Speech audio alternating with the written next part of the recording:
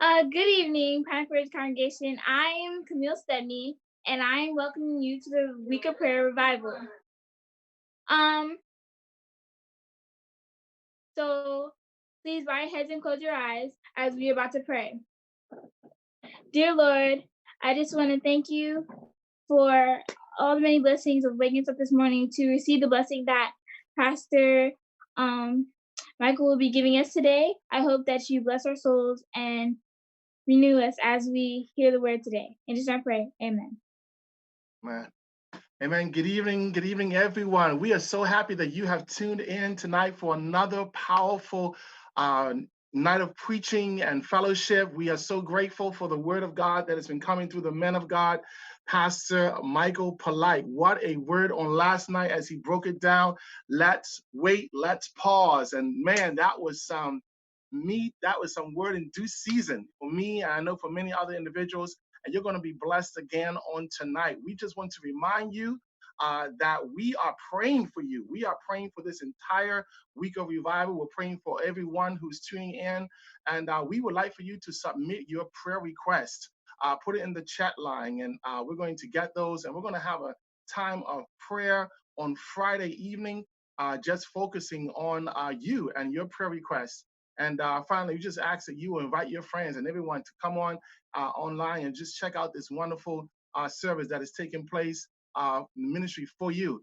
And so we just want to give it over to Spiritual Life Director, Kaylin Griffin. She's going to give us some words, and then we'll go into our special music at this time. Guys, again, we are so glad that you have decided to join us for night 3 of Under Pressure, our spring week revival virtually. We're so thankful that you have decided to join us. Pastor Michael Polite is in the building bringing another strong word, and we are so excited to hear what he has to say to us tonight. One of the things that we learned about Pastor Polite on the first night was that he is a sensitive person. Immediately, that was one of the first things he told us. And then last night we learned that Pastor Polite likes to play Mario Kart. He will give you the business on Mario Kart. I've known Pastor Polite for a while, and something else that I know about Pastor Polite is that he's a baller. You don't meet many preachers that like to play ball, but Pastor Polite is a baller, and he will show you something on the court. But not only is he a gamer and a baller and a sensitive man, but he is a man of God, and he has another word to share with us tonight. So after this special music brought to us by Brianna Hayden, we are going to enjoy another word from none other than Pastor Michael Polite.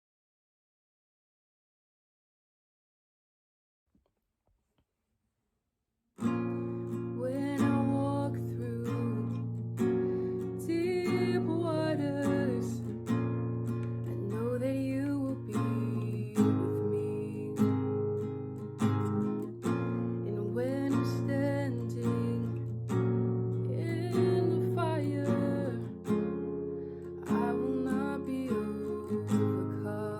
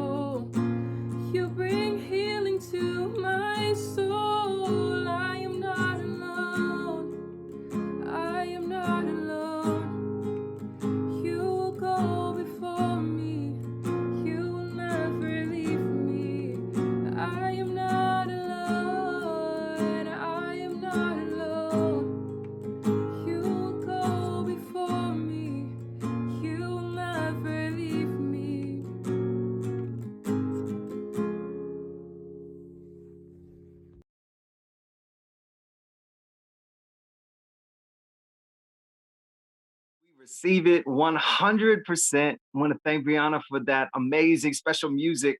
Many people right now, I don't know about you, but I'm definitely in this spot, in these shoes. And around the world, I know there are millions of other people who are feeling alone.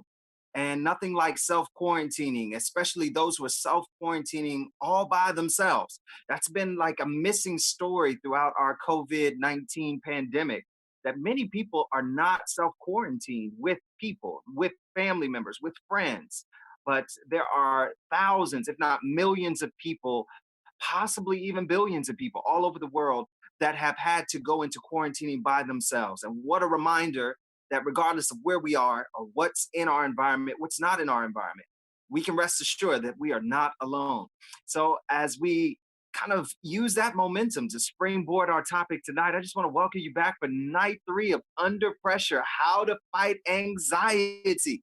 We have been defining anxiety simply as an uneasiness, a worry, or a nervousness that lasts for a pretty long period of time due to what you believe might be happening in the future or even some unresolved wounds from the past. And that's what anxiety is. But if anxiety goes untreated, you can definitely prepare for anxiety's bigger brother, depression, and the arch enemy of all mental health. And that's things like suicidal ideation, or maybe even panic attacks will come your way. And so it's really key for us as we attempt to move forward through this self quarantining time, taking pause, say, what is anxiety? How is it impacting me? What's mental health? How can I sustain my mental health even better? So many questions that we're trying to take on in just 5 nights. But listen, the Lord has been good. And we kicked off night 1 saying the key fundamental element that you need in order to battle anxiety is breathing. That's right. We looked at the main point that if you start intentionally breathing, that's when you really start living. That intentional living requires intentional breathing. And we even took it a step further, and we discovered that when you start intentionally breathing, that is when your eyes start to be open and you notice how near God is to you. And so we looked at Genesis 2:7, and we found all of that good, rich stuff right there in that one verse. And then on night 2, we flipped over and we were looking a little bit at Jesus in Mark chapter 2 and verse 27, where he says that the Sabbath was made for us. We were not made for the Sabbath. And we talked in some controversial ways even. And we even debated and discussed what the Sabbath is. But ultimately, the Sabbath, simply put, is a pause. It's a step back. It's a break. It's a chill period of time. And because the Sabbath was made for us, and it's a tool that we could use whenever, you are not relegated to only celebrating or taking advantage of this gift on the 7th day of the week or any other day of the week. You could have a Sabbath minute. You could have a Sabbath hour. You could have a Sabbath day. You can even have a Sabbath week, or you can have a Sabbath month. We looked at the different ways you can utilize pausing to fight your anxiety. And on tonight, we're talking about brain freeze. And then on tomorrow night, we're going to be talking about the word you should never say, and that is the word should. And then finally, on Friday evening, we are going to talk about time boggling. And we're going to mess with your orientation to time straight from the Bible. We're going to make some pretty interesting discoveries about how time is actually leading to much of our anxiety. When we get the victory over time and space, well, then the whole universe opens up to us and the possibilities within it. And so I'm pretty excited about tonight, Brain Freeze, talking about the brain in a really psychological way. But I do think it's going to be practical enough for you to begin applying ASAP. Like as soon as this discussion is over, you will be able to apply it. I want to thank Kaylin as well as the other students who will be on our panelists. I want to thank those students who have opened up, given special music, and who will close out later. Listen, Pine Forge Academy has it going on. And so to Principal Reynolds, as well as Chaplain Wilson and the rest of the staff and teachers there, you're doing a phenomenal job. These students are doing a phenomenal job. And it's just very clear to me in just 3 nights of this revival week of prayer that Pine Forge Academy is offering an A1 experience for any family that desires to see their students grounded in phenomenal educational experiences. And so with that being said, I want to give a shout out to Kaylin, who reminded us all tonight that I'm a beast at Mario Kart. I mean, I said this night one, I meant it. I'm bringing it back. I think Pax Fordham also gave me a shout out on the fact that I have taken many lives on Mario Kart. But I have to be honest. I want to give a little bit of, I don't know how to say it, confession, which is good for the soul. I want to talk about, from a confessional standpoint, the fact that I'm a little rusty at Mario Kart right now. I got to admit it. I've been talking all this trash and things. I'm like, wait a second, bro. You got to be real. You haven't picked up those sticks for a few months now. And I want to tell you a little bit why that happened. Now, Mario Kart for me used to be a daily activity until I got robbed. That's right. I went on a vacation with my wife. We were coming back. We had a suntan. We had some great memories. We were talking. I believe we were even laughing as we walked into our door through the garage. And we were putting our stuff away. And then all of a sudden, I looked at our entertainment system where my PS4 was and my Nintendo Wii was and my steering wheel for Mario Kart and all of my controllers, wireless controllers, and they were gone. Now, it didn't look like there was a lot of reckless stuff that happened in the house. I mean, there weren't any broken windows. There weren't any broken door seals or broken locks. We could not figure out what happened. But as we started walking around the house, we noticed that there were more things missing. We had a safe in our house with some of our very valuable items. That was gone. We had some savings in our house that we had kept for a really rainy day. That was gone. And then all of my games were gone. These thieves didn't even leave me with my games. It's like, man, you took my system. The least you could do is leave me the games, but they took all my games. Ever since then, your boy has been kind of rusty at Mario Kart. Now, I do think, for all those who want to challenge me, I do think you give me a couple rounds, a couple runs, it will come back. Muscle memory is for real. But I have to admit to you that some thieves came into my home and they took the valuable things that meant a lot to me, and it's caused a little rustiness, especially on my gaming. I think the Bible talks about how thieves come in to take things, and they don't just come to take, but they might even come to kill, and they might even come to destroy. And so it's very important for us to realize that as we are battling for our mental stability and our mental health, that we must police our minds. I want to repeat that. You have to police your mind to capture the thieves that have come in to take all of the positive energy, all of the positive themes, things like peace and joy, contentment, fulfillment, satisfaction, kindness, love. We can go on that list. But listen, there are some thieves that try to enter into our mind, infiltrate our psyche, and rob us of all of the beauty and the positivity of life. Yes, life is hard. Yes, we go through some ill stuff in life. People have been traumatized. You watching, viewers, every single person that's listening to this right now has been traumatized. Trauma is a natural part of life. And it's very easy for us to get so bogged down in the pain and the suffering of our world that we miss out on the beauty that's still within our world. It's like although sin has just been running rampant throughout our planet for thousands of years now, it has not been able to stamp out the beauty that God placed here when he first created our world.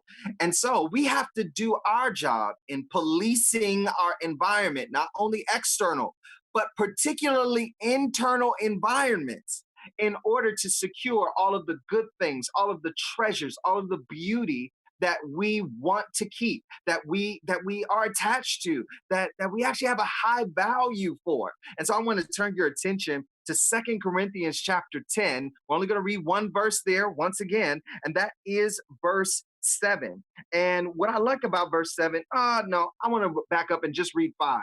I want to nick 7. Let's just read 5. I think 5 is even better because what I like about verse 5 is it gives you permission to police your own mind. It says there, we cast down any argument or any high opinion that exalts itself against the knowledge of God, bringing every thought into captivity. That's arresting it. That's a police term, bringing your thoughts into captivity and making them obedient unto Christ.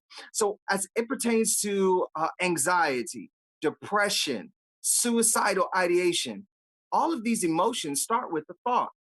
And a lot of times we feel, but we don't realize what thief is running around in our mind, taking away or stealing the positive thing, and then only leaving us with voided, empty places that create these feelings of depression and stress and anxiety and even panic.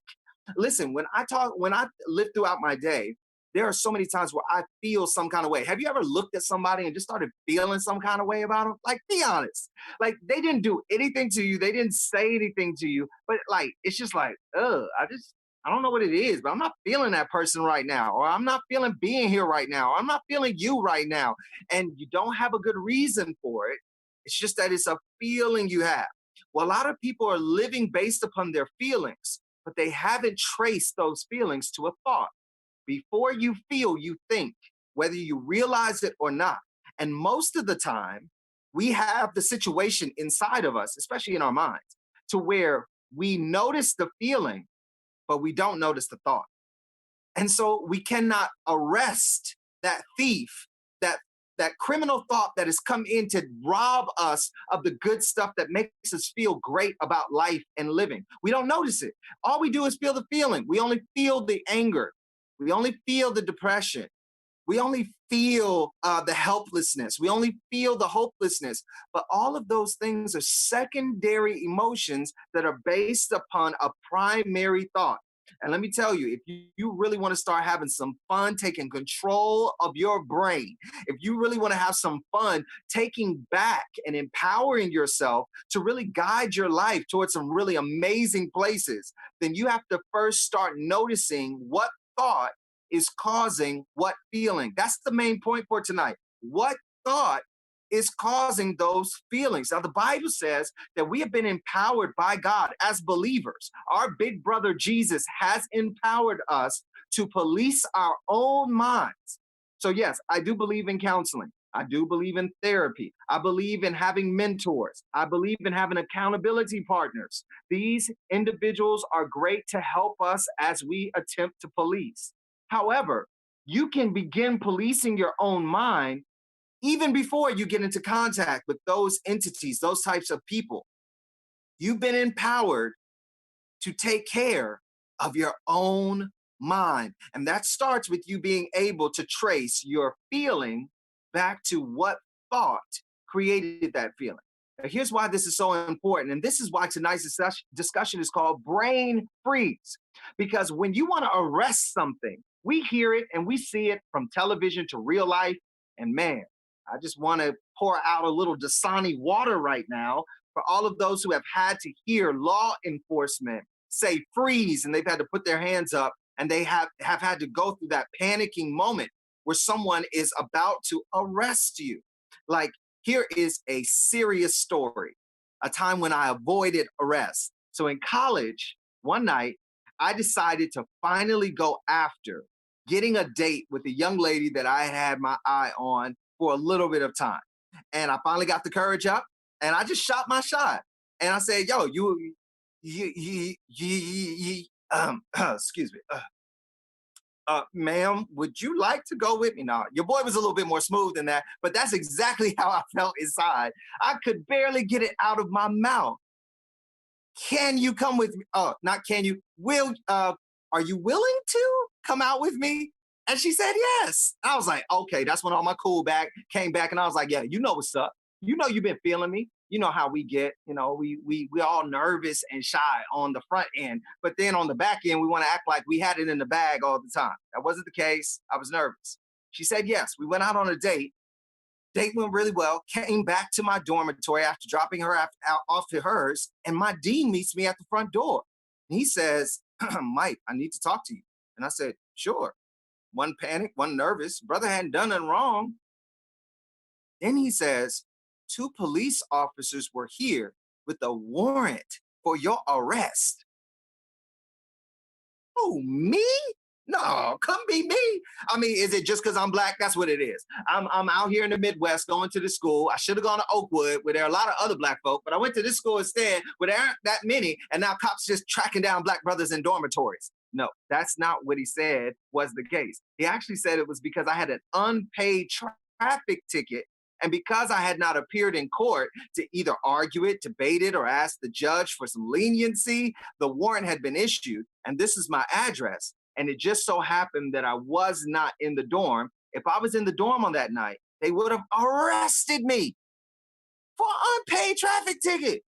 So, of course, your boy got his stuff straight, went down to City Hall ASAP on Monday morning, got that thing paid off, and was like, brother ain't trying to go in no car and no cuffs. But that's exactly how these negative thoughts are moving in your mind every day. They're trying to be incognito, undercover. They're not trying to get arrested. They want to be able to do their thing. They want to take from you, take from you, take from you, take from you, take away your peace, take away your contentment, take away your fulfillment, take away your chill. Like, that's what they're there to do. They're trying to take away every beautiful thing that you have ever been given or that you ever will be given in life, to where some of you know what it's like to have a good thing happen to you, but you don't feel anything. Like, you feel all numb inside. Like, all of these people may be applauding you because you did something great and you feel dead inside. Or it may be your birthday and everybody's like, happy birthday. And you're like, I wish I was dead. Like, do you know what I'm talking about when good things happen to you? Great opportunities come your way, but you don't feel anything inside? It's those thieves. They're at work. They're running around in your head, and they're robbing you of all of this beauty that is around you. Listen, I know that some of us out there are going through some terrible circumstances, like even right now. Others of us have gone through those terrible circumstances, and others of us still are bracing ourselves for the next terrible circumstance that might be coming our way from the future. Listen, with all that being said, there is still some wonderful beauty in life. As a matter of fact, the happiest people on our planet, studies show, are the individuals who, regardless of what they're going through, can still find the beauty that surrounds them.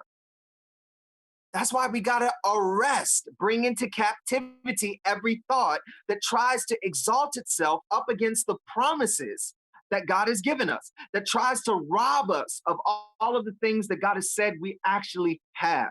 And so I want to do something really cool tonight. I want to give you the playbook on 7 of these criminals who are running around in your mind. And anytime you feel this thought at work in you, you are to arrest it and you are to throw it in jail. And I'll tell you what I mean by throwing it in jail in our closing. But I need you to take out your pens, your pads. I need you to take notes even in the comment section, whether you're on Instagram or on YouTube right now. It's very important that you remember these 7 criminals that are at work in your mind. The Bible says we are to bring into captivity everything that speaks opposite of what God has said to us. So here it is. Criminal number 1 that's robbing you of every beautiful thing in your life is comparison. Comparison, that's it. That is a criminal. If you find yourself in a moment looking at a person and looking at their shoes, and then you look down at your shoes, you are robbing yourself of the beauty of the fact that you actually have shoes. Do you know how many billions? I did not say millions. I did not say thousands. I said billions of people around the world don't even have adequate shoes. And you got shoes. But because they got the newest version than you, all of a sudden you're feeling whack inside because you cannot afford what they have, or you haven't got, you're still on the come up and you're still trying to get what they have. Listen, all of that is unnecessary, and it's actually robbing you of the beauty that is around you. Comparison, in the words of Jonathan McReynolds, kills. Comparison kills. It doesn't matter what you're doing. If you're comparing your grade to another person's grade, if you're comparing your romantic interests, your boyfriend or girlfriend, to somebody else's boyfriend or girlfriend, comparison kills beauty. We have to understand that anytime we find ourselves comparing ourselves to something else, then that is a criminal actually running around in our mind trying to snatch up all the beauty that is in our life. So that's criminal number one. You must arrest this criminal and throw it into jail. Number two, I call it the Doomsday Criminal.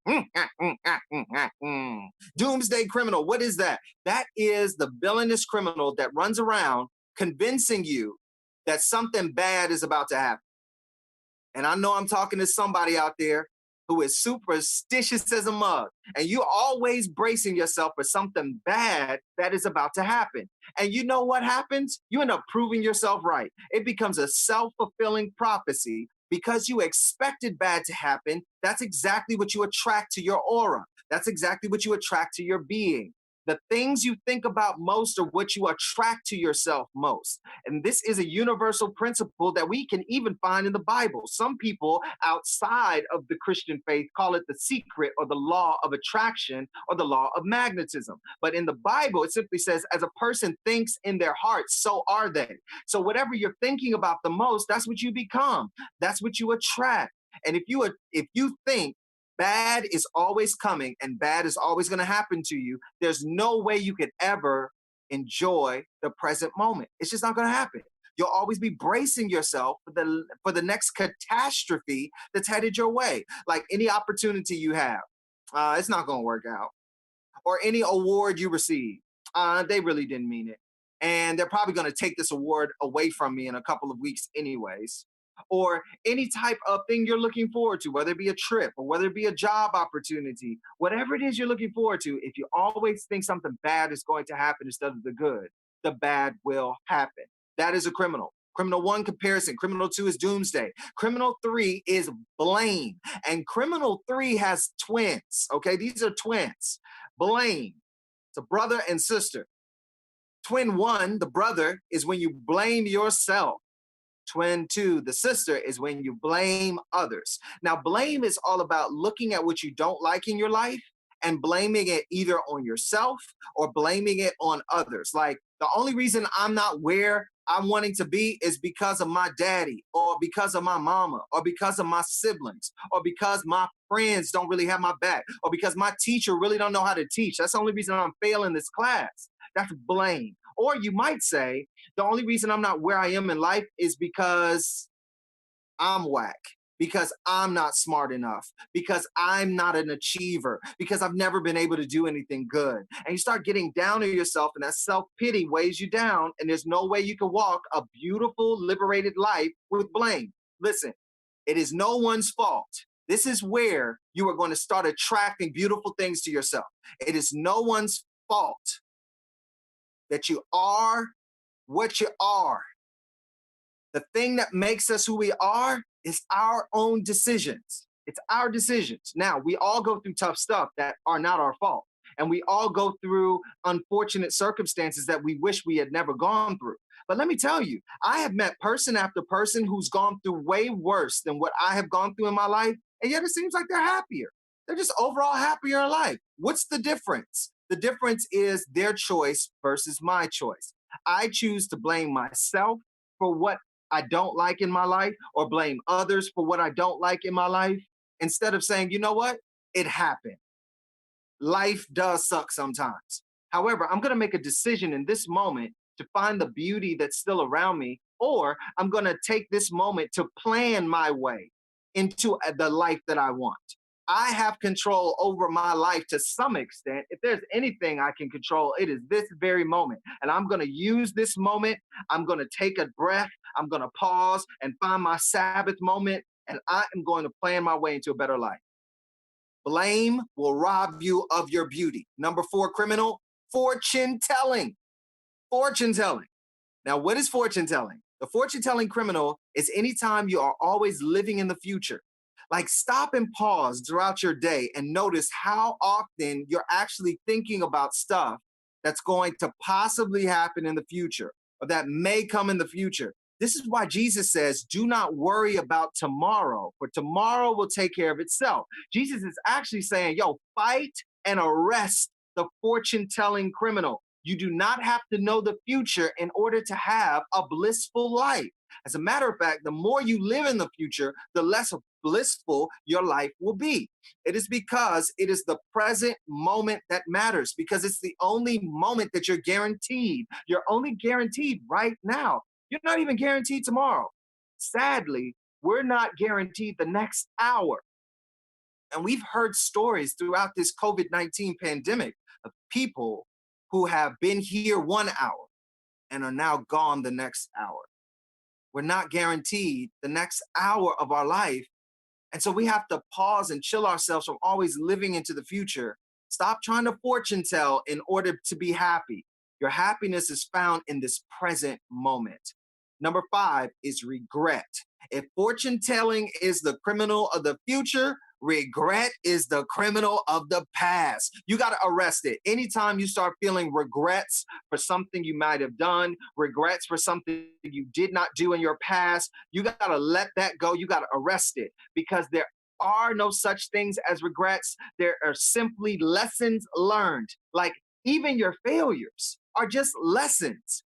Do you remember the Chance the Rapper lyric?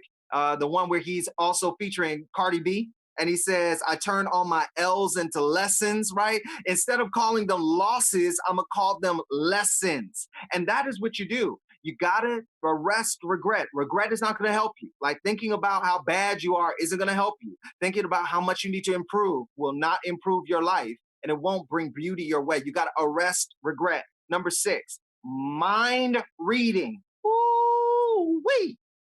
This is a serious one. You know why?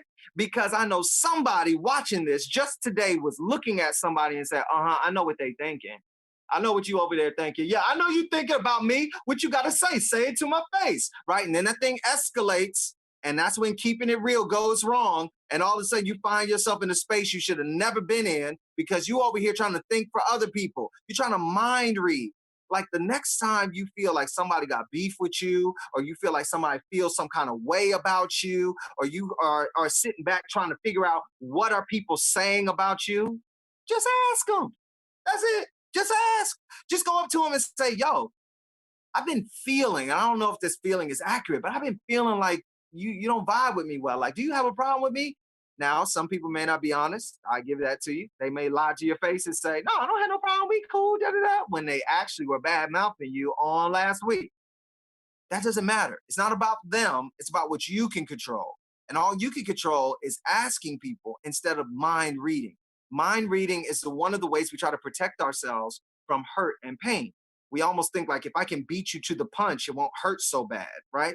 You got to stop mind reading, because when you try to think for other people, it actually robs you of your beauty, of your joy. And you got to let people think what they're going to think. You cannot control other people's thoughts about you. I'm going to say that again. You cannot control other people's thoughts about you. And if you live a life that's steeped in people pleasing and trying to manage your life so that people think certain things about you, I promise you're going to hit a wall, you're going to hit a crisis, and you're going to hate your life. You're going to wish you never lived, because that takes way too much energy. You got to let people think what they're going to think, and you got to be better about affirming who you are, so you don't depend on what they think in order to live a beautiful life. And the 7th and final criminal, and this was going to be a hard pill to swallow, but it is fairness. One of my hardest criminals to arrest and hold captive in my mind is fairness, because I have this high standard, like, yo, you better treat me fair. Like, if you did that for them, you need to do that for me. Like, if she got it, then I should get it too. Or why does he get it and I don't get it, right? That thought of fairness is actually a thought criminal. And I know we've been taught that that is actually a virtue. Like, for us to call out unfair things is a virtuous thing for us to do. But let me tell you, life ain't fair. And we've heard that from our grandparents or our parents or our uncle or our auntie forever. Life is not fair. So if we keep going around living our life based upon wanting fair things to happen to us, I promise you, you will get so steep down in resentment and bitterness when you start noticing how many unfair things happen to you on a day-to-day basis, that you will not be able to function well in life at all. You got to let go of that fairness thing. I have to let go of the fairness thing. No, me, I'm talking to me right now. I got to let go of comparisons. doomsday thoughts, blaming myself or others. I got to let go of fortune telling, knowing the future is not going to make my life better. I got to let go of regret, knowing the past and continually rehearsing my past isn't going to make my life better. Mind reading and trying to figure out who's beefing with me and who's not. That's not going to make my life better. And fairness is not going to make my life better. These are the thought criminals that rob you of your beautiful life every single day. And some of you have heard this list and you're like, dang it, I got all 7 of these criminals running around in my head. And that's why the Bible says in 2 Corinthians chapter 10 and verse 5, that you are empowered by God to say freeze. Put your hands above your head. Don't make a move or else I'm busting a cap in you right now. Like, it is up to you to police your own mind and to bring into captivity those thought criminals that are trying to rob, kill, and destroy your beautiful life. And so in closing, what do I mean by throw it in jail? What do I mean by that? All throw it in jail means in this context is to reject its power over you. So although I saw the comparison thief, when I arrest it, when I hold it captive, when I say freeze, right there, when I call a brain freeze in that moment, I can then say, okay, I saw it. The feeling that I feel right now is not accurate. I cannot trust this feeling because this feeling is coming by way of this criminal that I just arrested. I'm going to throw it in jail. I'm going to say, I feel it. I can't stop myself from saying I feel it, but I can't stop myself from believing that that feeling is an accurate portrayal of my life. My life is actually better than this feeling I'm feeling, but that thief tried to come in and steal my beauty. Doomsday, freeze. I call a brain freeze. Throw it in prison. So that feeling that something bad is going to come my way, I got to say, nope, that does not have to be my experience. That does not have to be my life. I am not the unlucky one on the earth. I am a lucky one, and good things are coming my way. Blame, freeze. Stop right there. Other people are not the reason for where my life is at. And I am not a failure in life, so it's not my fault. You know what I just need to do? I just need to put together a game plan to get from here to where I'm trying to go. Fortune telling, freeze. No, I'm not going to live in the future. I'm not going to get worried and anxious about what's about to come my way. No, I'm going to be present. Regret, freeze. Nope. Past, already lived it. That has gone. I turned my L's into lessons. I've moved on. Mind reading, freeze. Nope. Not going to think for other people. I can barely think for myself. So I'm not going to allow my thoughts about what I think they're thinking about me to control my day. And then fairness, freeze. Nope, life is not fair. I just got to deal with it. I got to receive it and embrace it. Life isn't fair. So just because something unfair is happening right now does not mean my whole life is going to be trash. That's what I mean by brain freeze. Bringing into captivity those 7 criminals that are robbing us every day of our beauty and increasing the anxiety of our mind. So I'm going to thank you for keying into this presentation, and I can't wait personally to hear this panel discussion as we continue to discuss these thought criminals that are running around robbing us of our beauty. So panelists, take it away. Thank you so much, Pastor Polite. I love the message. I'm not just saying that because I'm the host. I love the practical application. I love the Cardi B references. I enjoyed all of it. Well, we're back. Episode 3 of another Q&A panel discussion. We have some familiar faces here. Price Fordham is here. Jaden Martin is here. Bria Bernard is here. Joya Hairston is here. How you guys doing tonight? We doing good. Great. Hi. Okay.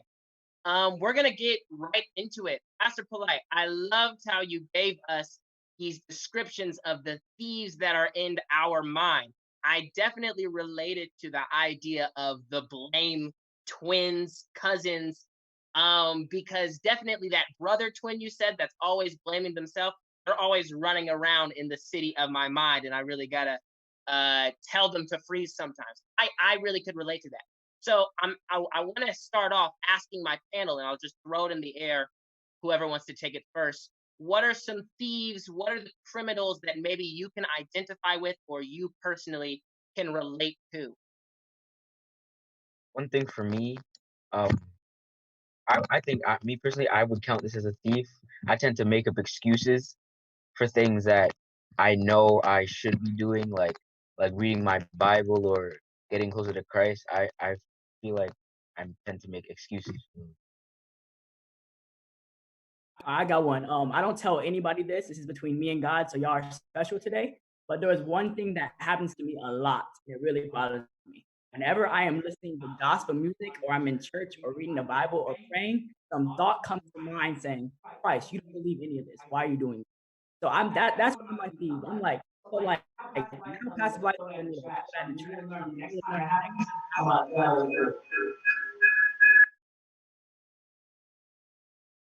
I'm like, I relate with a lot of these thieves, but two of them for me kind of go hand in hand. Comparison and fairness. I recently got Instagram like this past October, and scrolling through, I see all these really beautiful women, and I'm like, wow, why can't I look like that? Like, and then I kind of turn to God, and I'm like, why didn't you make me look like that? And yeah, it's something that I'm still working on, but yeah. On my house, I think I'm a mind reader. Yeah, the majority of the time, I see myself as a mind reader, and it's not good at all, and that's something I'm really trying to get over.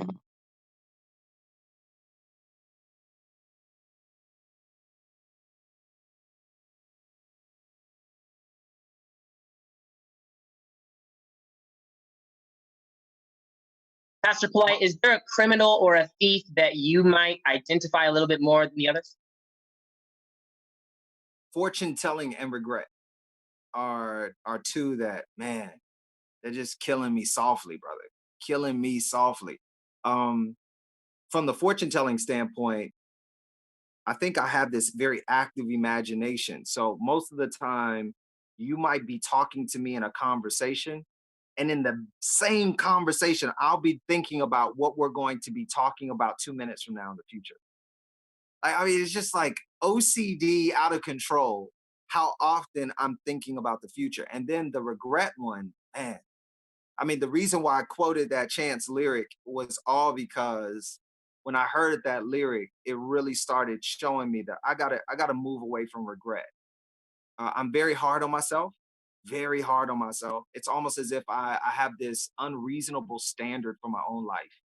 And I try to uphold this standard at all times. And when I fail to uphold my own unreasonable expectations, then I just dwell on it. And sometimes for weeks, months on end, I'll just think about that one thing that happened. And I've learned that no, I mean, you got to turn your L's into lessons, and you have to give yourself permission to be human. And as Christian believers, we oftentimes think so much about the divine that we forget we are human. And so those two are my criminals, man, that just, they rob me, brother, every day. I feel you. I feel you. And it's so much easier to sing a song and sing the lyrics in your AirPods than really live it. I have another question. So let's say I'm someone who my source of thief comes from my parents or my friends. So my friends are causing the blaming. My parents are causing the fairness. How would you recommend or how would you say we should deal with that? Joya, I'm going to throw that at you first, and then whoever wants to go next. I think that's when the taking your Sabbath moment comes in handy, because it has come in handy for me multiple times. Going into my room, closing my door, gospel music takes me there. So like turn it up, bust the room, the doors, the windows, and just make it you, God, no human being, and just express your feelings in that moment. That's good. That's good. Anybody else? Can you say the question again? What do you say? Can you say the question again? Yeah, I mean, Joya has added some really good points, but I was asking, let's say the people around me are the ones being the sources of my blame criminal or my fairness criminal or all of those thieves in my mind. What would you say to do to that?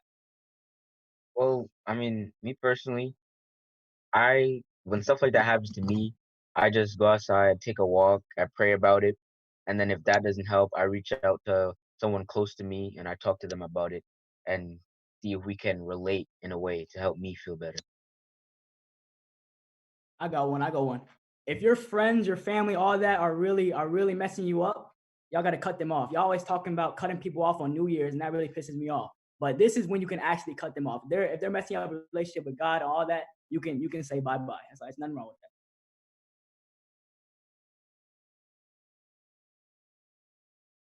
that. I feel that. I feel that.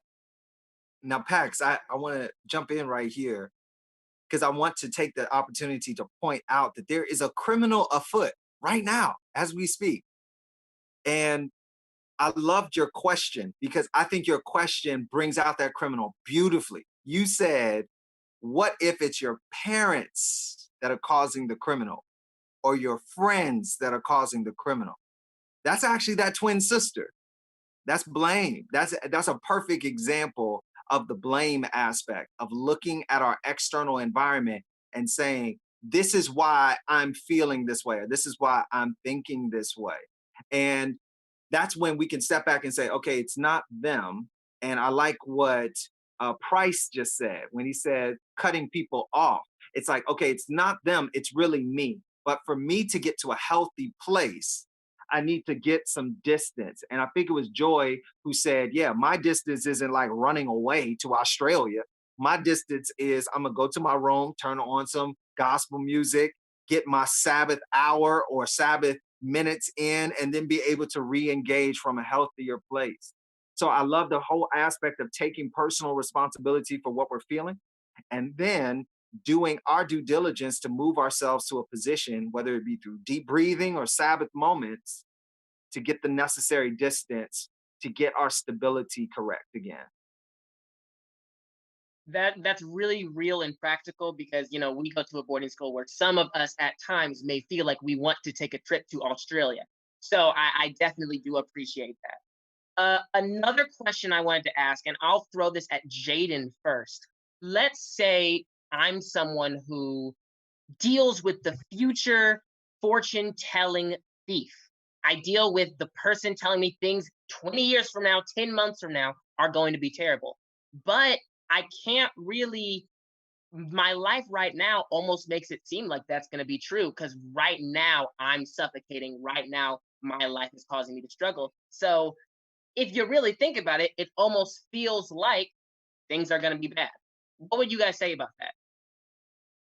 Not like, can you like, with the question? What's the question? The question is, what would you say to someone who deals with the fortune telling future criminal? I mean, the best way for me is to find something that you know is gonna take your mind off that bad thought, like music or watching TV, watching your favorite show, talking to people. Um, Another thing that really helps me, like I said, 2 nights ago, is art. I love art. Drawing, that helps me take my mind off things like that, bad thoughts. I feel like me for that one, you said something like, I feel like the answer for that one right there is taking your time. Like a lot of y'all, especially y'all pop sports kids, y'all always concerned about college, y'all concerned about your career. Like me, Price Fordham, I don't know what I'm doing at all. So I'm saying take your time, be still, and let God in control.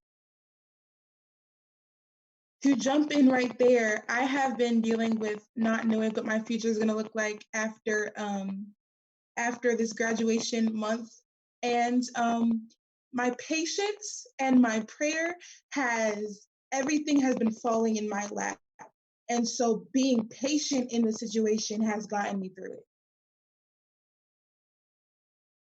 I kind of want to go back to what Price said about letting God be in control because I am the queen of overthinking. Like I will come up with 10 different scenarios of what might happen if I make one simple decision.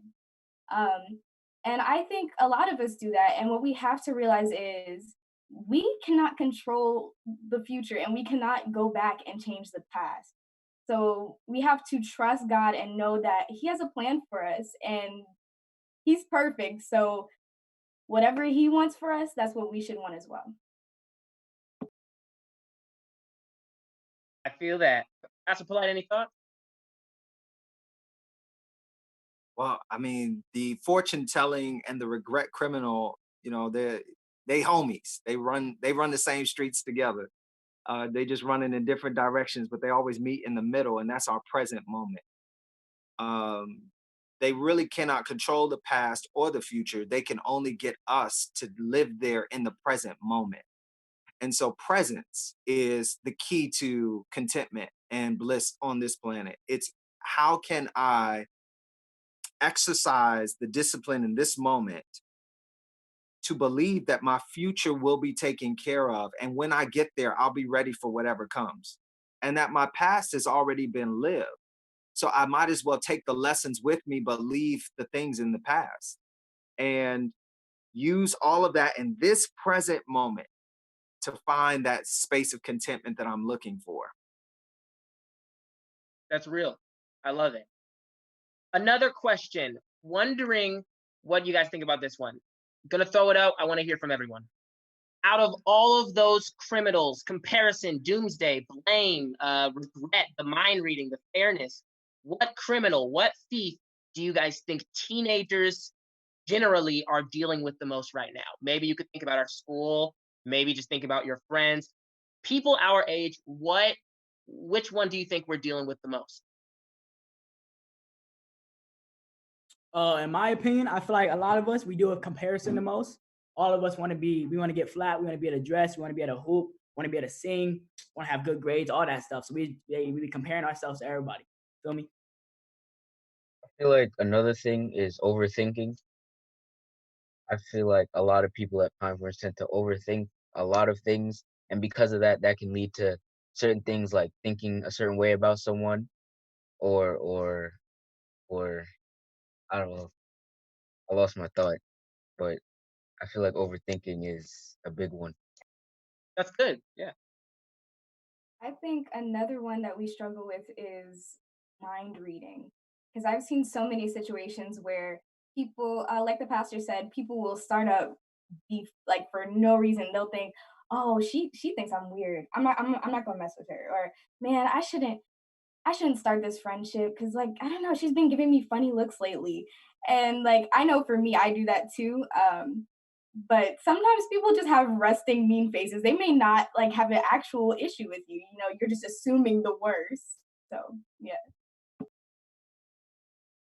In the idea of thinking about the future, we compare what happened in our past to what's going to happen in our future, and we don't understand that we have overcome what negative thoughts and negative activity we had done in the past. So yeah. I know I said comparison, but to be totally honest, I think all seven are equal. Like I know I'm pretty sure every teenager in this little Zoom video, YouTube live, whatever y'all call it, felt all of them. So I think they all the same. Yeah, that's really real, Price. I mean, I feel like we all have felt that at some point. While I'm here, Jaden and Price, you guys are getting some love from your fellow 22 class members in this group chat. But Pastor Pillay, I'm gonna throw it at you, but I want to kind of ask it a little bit differently. I know we asked every person what their specific criminal that they may identify with, but let's go back to when you were in high school. When you were in high school, because things are different now. We have social media, so that kind of elevates our comparison and our minoring. I'm wondering, when you were in high school, was it the same? Were you dealing with the same? Were the thieves less or more popular? Tell me about I think a lot of these thieves have been escalated in their power. Like they're on steroids right now in the social media. society that we're in. I mean, all of these thieves are juicing, man. I mean, they taking PEDs every day. And I think it's because the social media escalates each one of these. However, during my time in high school, I would say it was comparison, doomsday, fortune telling were probably the three amigos that just kind of like reigned in my crew. Comparison, of course, I mean, every day I didn't go to a school with uniforms. And so we were able to rock whatever we had. And of course, you know, somebody walking in with some felines on, and then somebody else got some J's on, there's some jokes after that, you know? So the comparison thing was huge. uh, you know, how beautiful is my girlfriend compared to how beautiful his girlfriend is. To the grades thing was huge. I had a very competitive class that I was a part of. So everybody's comparing where they are GPA wise. So comparison was huge. The doomsday thing was huge because it was almost like tag team partner with fortune telling. And I've really struggled, and a lot of my friends struggled with just thinking that something bad was always going to happen. And to be honest, I wish I had have tried more things at high school. I wish I had have like taken more risk. Uh, Not reckless. I'm not talking about being reckless, but actually put myself out there a little bit more. But because I always felt like something bad was going to happen if I tried it, I always played it kind of conservative. So doomsday, comparison, and fortune telling. I think they robbed me and a lot of my friends in high school of a lot of beauty in life. No, I agree with that. I agree with that. And a lot of these are consistent throughout the years. So I really feel that. Guys, we're out of time. So thank you so much for this panel. I have enjoyed it. I enjoyed everybody's thoughts and opinions and perspectives. So thank you so much. We are going to go to Pastor Wilson, give some closing thoughts, and then we will see our prayer and see you guys tomorrow. Once again, praise God for Pastor Michael Polite. What a word tonight. What a word tonight. I wrote down all 7 criminals that try to kill my or rob my peace of mind. I wrote it down, my brother. I have it, and I'm going to be using that. I know that you're going to be using it also for our viewers. Praise God. Want to thank you, Price, for leading out. Want to thank our panelists, Joya, Pax, Bria, Jaden. Everything was phenomenal tonight. Pastor, we are so happy that you're leading out, and we're looking forward to tomorrow night. We just know we're getting better and better, higher and higher every night in our walk with God, that we're getting closer to God as a result of the word that God has laid in your heart. So we just want to thank you, and we pray that God will continue to bless you in your ministry throughout the world in every capacity that God has you. At this time, we're going to throw it to Camille. She's going to give us our closing prayer. And once again, everybody, tune in tomorrow night. And on Friday night, we have 2 more nights to go. Bring in your prayer requests, and we are looking forward to seeing you. Camille, it's up to you now.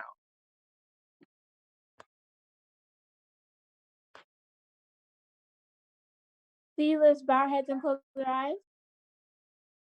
Dear God, I just want to thank you for the word that we received today, God. I just want to ask for your help, God, that we arrest and freeze these criminals that we deal with day after day, especially as teenagers, God. I pray that you bring us to peace of mind. Don't let them rob us of what that you want us to have.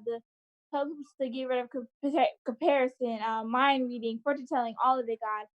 And I just want to thank you so much for the ministry that Pastor Polite Michael is giving us today.